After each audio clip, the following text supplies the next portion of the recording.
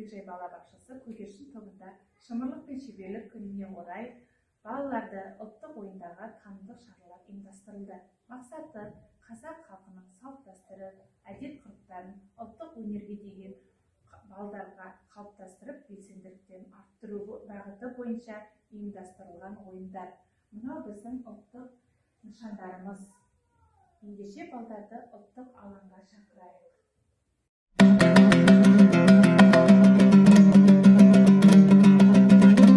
Көңіл-күйлеріңіз қалай? Сіздер бүгін тақия тастамақ ойынын ойнайсыздар ма? Олай болса, балдар, сіздерге шартын түсіндіріп өтейін. Бұл тақия тастамақ ойында балдар дөңгеленіп шеңберге отырады. Бір жүргізуші бала шеңберден айналып жүреді. Ал сіздер аңғарып, кімнің артына тақия тастағанын сезесіздер.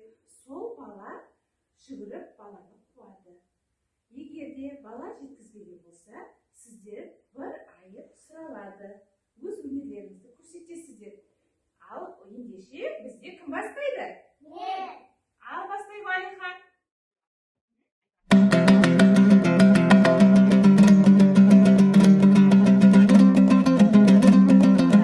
Айып айыбын өтейді. Айып, сенің өнеріңді тамашалайық.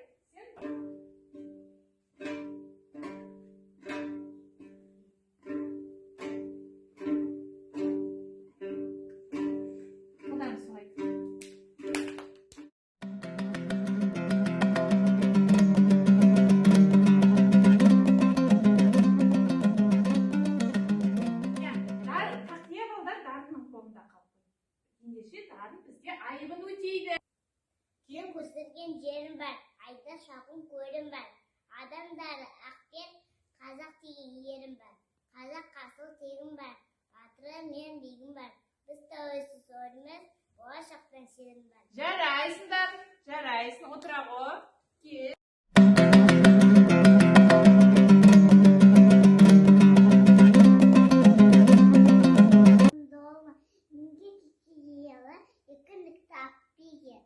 Бүгінгі ойын сіздерге ұнады ма? Біз қандай ойын ойнадық? Тақия тастамақ. Ендеше балдар, біз бүгін ең жақсы, ең жүрген, өнер көрсеткен балдарға мен өзімнің сыйлығымды беріп кеттім.